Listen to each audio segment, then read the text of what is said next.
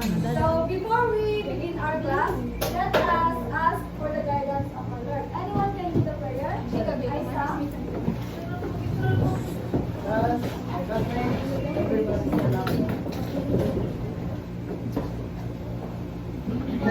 Son, Dirty Son, Holy Spirit, Amen. Our Father in heaven, Hallowed be thy name, thy kingdom come, thy will be done on earth as it is in heaven. Give us this day our daily bread and forgive us our sins, as we forgive those who sin against us. Bring us to the test, but deliver us from evil. Amen. In the name of the Father, the Son, and the Holy Spirit. Amen. Please sit down. Good afternoon, class. Afternoon, class. So, I am Teacher Perla, together with Teacher. Here. So before we proceed to our lesson, arrange your seats at the front ng mga kalat sa iba. Okay na, teacher. Okay, class secretary, absent po ba? Madami. Bakit kaya absent sila? Late ko, grabe. Uy, the teacher. Kasi, Break na po. Kasi tapos ko na po sila sa mga gawain. Before we continue, I have some important matters. So please, eyes on the board. Always listen when someone is speaking and raise your hand to speak. Class, did you understand? Yes, teacher! Okay, good. Okay, parang napapansin ko inaantok kayo, class. So ngayon, may ipapakita si teacher na isang kanta na kakantahin natin lahat na ang pamagat ay Mother. So, ang tono po nito is Happy Birthday. So, ang pagkata po nito, si teacher muna, and then susunod pagkatapos is kayo naman. So, ganito yung tono nito. Mother all around you, Mother all around you, Mother, Mother, Mother, Mother, Mother all around you. Nakuha po ba mga bata? Ngayon, sabay-sabay tayo. Pwede po ba kayong tumayo? Sige, sabay-sabay tayo kumanta. In 1, 2, 3. Mother all around you, Mother all around you, Mother, Mother, Mother, Mother, Mother all around you. Ayan, very good. Okay po. Okay, based on the song, what is all around us? Can you name the things all around us? Jelena? Mother, teacher. Things? Mga bagay po na nasa paligid natin. Teacher. Chair. Very good. Joel? Lamesa po. Very good. Joshel? Okay, very good. Jelena? Electric part po. Okay, very good. All your answers are correct. Three of these things matter. So what is matter? Basahin ko lang sabay-sabay. Matter is anything that occupies space and has mass. So everything that we see around us,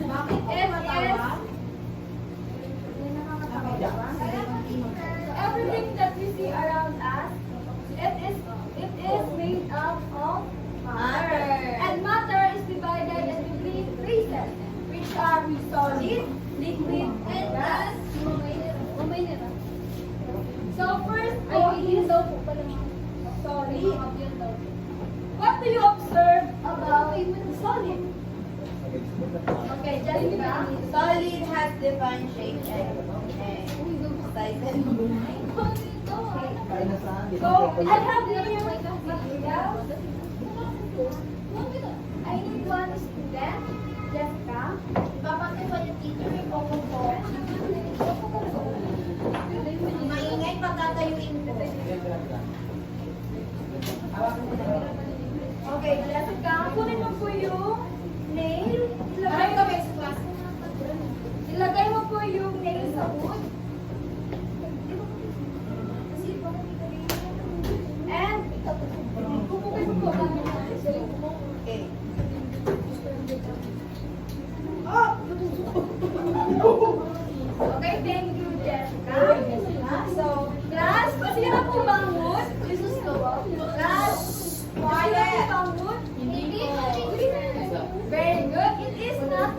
because this wood is made up of solid materials. So, let's read. Solid has different shape, size, and volume. The molecules are small particles closely and tightly arranged. Molecules are said to be compressed. So, ang solid daw po has a small particles that are tightly arranged. So, nakikita nyo dito sa picture na itong mga bilog na to is tinatawag na particles or molecules. So, sa solid daw, ang itsura ng mga molecules ay dikit-dikit. They are compressed with each other. So, kaya hindi na broken yung wood is that it is a solid. So, ibig sabihin, yung particles na or molecules na are compressed.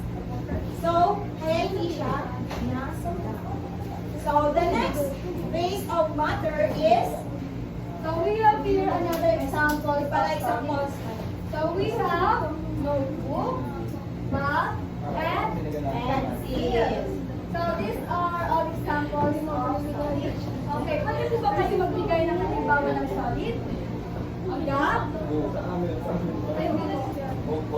Okay, very good. Ardales, very good. Monella, okay, all your answers are correct. Ngayon naman, dito naman tayo sa pangalawang state ng matter, which is ang liquid. So, pakibasa nga po ng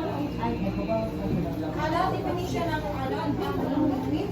So, lahat. The liquid has definite volume but it does not identify shape. Okay. Ang liquid daw po has definite volume but it does not a definite shape and size. Meron siyang bigat pero hindi natutukoy basta-basta ang kanyang size and shape. Kagaya nito, for example, pwede po bang pumunta sa unyahan si Thea? Punta ka dito po sa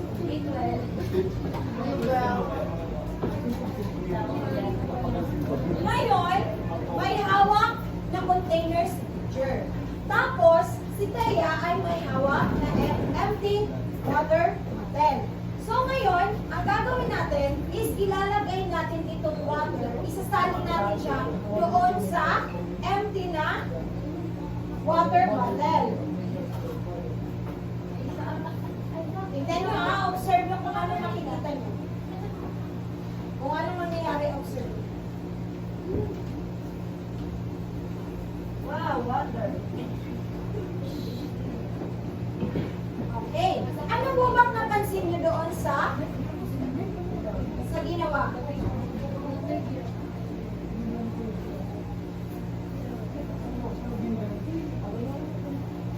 Okay, class, ano po ba yung napansin nyo doon sa ginawa ni teacher? Nang isinali niya na ang tubig sa another container, ano po ba yung nangyari sa kanya? Ha? Ano nangyari sa kanya? Quiet, please. Ano nangyari? Nagkaroon siya ng shade. Kasi kung ang water lang mag-isa, hindi siya magkakaroon ng shape and size. Pero kapag inano natin siya, is meron siyang natatanging bigat or yung tinatawag natin na volume. So, itong liquid, itong water is considered as liquid. Nung ilagay siya sa another container, is nakuha niya na yung shape ng container. So, kumbaga, doon lang natukoy yung shape and size ng water, which is the liquid. So, number 2, pakibasa po dyan na. It takes the shape, size of the container in which it plays. So, okay. It takes the shape and size of the container in which it plays. Yung sabi nga ni teacher, nung galing siya dito, quiet please, eyes on the board. Nung galing siya dito sa isang container, nang inilagay siya sa empty bottle, shape. Kasi nga, dito yung sinabi is, it takes the shape and size of the container in which it plays. So, number 3, pakibasa mo, Gab. The molecules of liquids are not as compared as the molecules of solids. Yes, the molecules daw of liquids are not as compressed as the molecules of solids. So, napapansin nyo dito, sa solid, ano ba yung napapansin nyo dito sa solid? Ano ba yung particles niya? Magkakadikit po yung particles niya. Magkakadikit. Pero, kung dito tayo sa liquid, ano yung napapansin nyo sa Magkakaiwalay. Teacher, may space na. Yes, paki-stand up po. Teacher, may space na po yung ano. Yes, may space na. Kumbaga, meron ng distance or space sa pagitan ng mga particles. Yun ang pagkakaiba ng solid at ng liquid. Ngayon, ito yung mga examples ng liquid. Meron tayong oil, water, and juice. Sa inyong palagay, ano pa kaya? Magbigay nga kayo ng halimbawa kay teacher ng mga iba pang Teacher, liquid na makikita natin sa bahay. teacher. Yes? May I go? May I go? Yes? Ah? Like it's Dishwashing liquid. Yes, very good. Alcohol po. Alcohol, very good. Bleach. Bleach, very good. Joshel? Halimbawa ng liquid sa natatagpuan sa bahay? Ano ba? Wine. Wine! Wow! Parang nagwa-wine ata si Papa mo, ha? Okay. Ngayon, proceed na tayo sa pangatlong phase ng matter, which is ang gas. Pakibasa nga po, Chetela. Number 1. Yes. Gas molecule has no definite shape, size, and volume. Yes, gas molecule has no definite shape, size, and volume. Kung ang solid ay may definite eyes on the board, please class. Kung ang solid is may definite shape, size, and volume, at ang liquid naman ay walang definite volume, pero mayroong nabalitan. Kung ang liquid may definite na volume, and then walang definite size and shape, ang gas naman has no definite shape, size, and volume. Kumbaga, hindi talaga siya natutukoy. Yung bigat niya, yung shape niya, yung size niya, kahit isalin pa siya o magkaroon ng isang bagay ng gas, is hindi mo matutukoy ang bigat, sukat, at yung shape niya. So, number 2, pakibasa po. Yes. Yes, the molecules collide with each other in random directions. So, pwede po bang pumunta sa unahan si Jelena? Ngayon, ang gagawin ni Jelena, buksan mo, last eyes on the board, Thea Clavel. Jessica? Huwag maingay. Okay. Ilagay mo sa, sa bibig ng bottle yung balloon. Ngayon,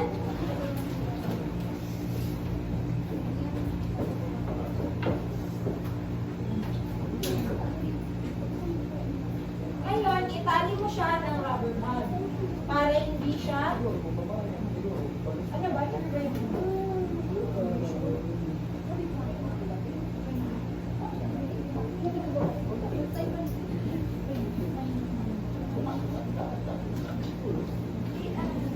Wala.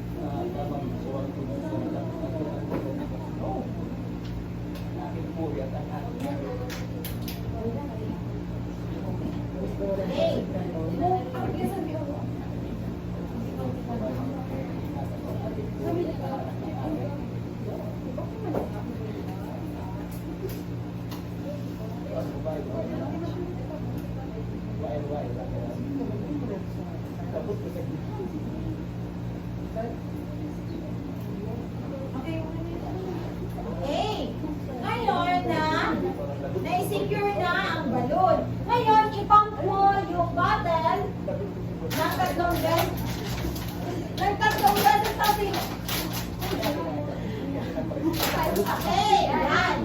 Ano ba yung napapansin nyo, class? Sa ginawa, Gashel? Gashel? yes, lumobo yung logo. Sa palagay nyo, bakit kaya lumobo yung logo? Dahil po sa may air po na napoproduce po. Yes, very good. Yung hangin ng container is na-transfer sa balloon. Kaya siya lumubo. So, ang gas daw is ganito. The molecules collide with each other in random directions. Ang napapansin niyo dito, kung ang solid is compressed with each other, kung ang liquid ay may space between each other, ito naman na gas is malaya silang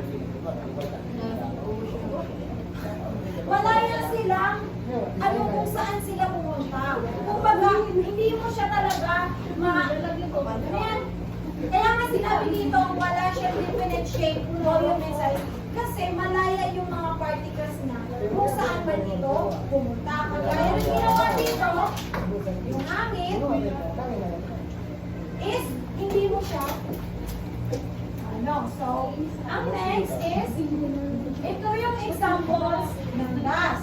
Meron tayong liquefied petroleum gas or the LPG. Sino bang meron LPG sa bahay? Ano? Na? Oh. Ikaw lang? Sa bahay ko na rin. Kayo siya lang na. May LPG kayo? Hindi, ulit po siya. Hindi po. Wala kayo daw. Okay, sunod na example is an air balloon and oxygen. Sa inyo, sa pang-araw-araw yung ginagawa, ano kaya yung mga pwedeng halimbawa nyo sa gas? May yung part ko. Stand up? Part. Part? Okay, part. Palagi atang mga parts nila. Okay, ano pa? Yes, Joshel? Oh, very good. Tama. Sige nga, pami mga siya. Okay? Jessica, ano ba yung example ng gas? Ha? Wala. Ano? Ikaw, Ordales?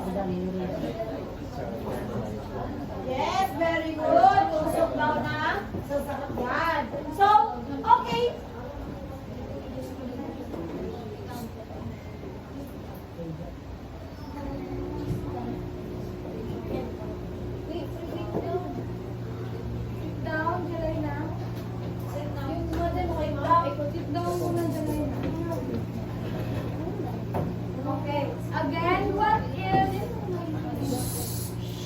Again, what do we call the things all around us? Go. Matter po. Very good. What are the three phases of matter?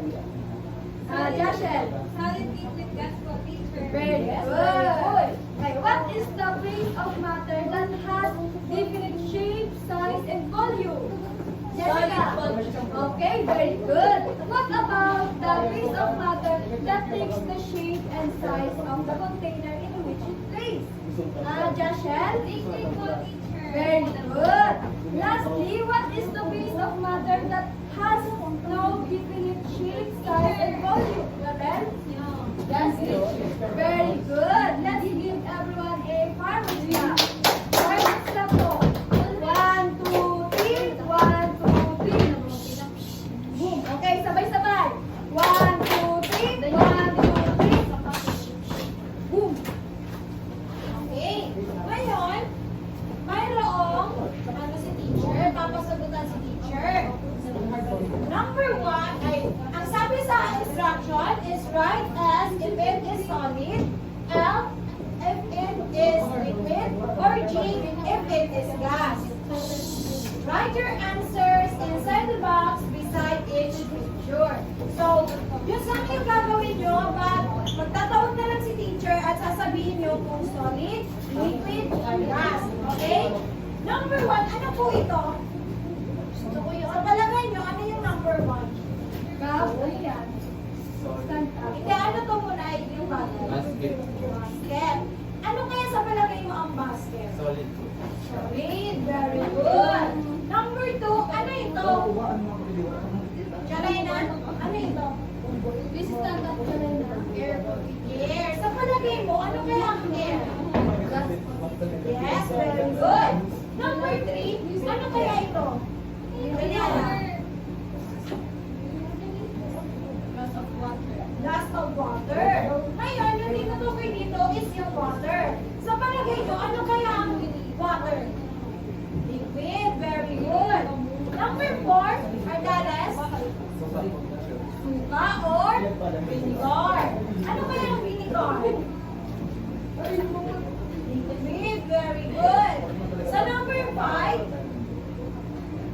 yes, Jessica, ano kaya ito? Cup. Very good. Ano kaya yung cup? Solid. Solid. Very good. So, ngayon, nakikita talaga na lahat kayo ay nakikinig. Ngayon, tungo na tayo sa Ngayon po, magkakaroon tayo ng assignment. So, cut out 3 pictures for each phrase of matter. Please click on your notebook. Okay, naiintindihan mo ba? Yes, po. Okay, yun lamang po ang pinag-aralan natin sa ngayon. Class, Okay po, teacher. Thank you po.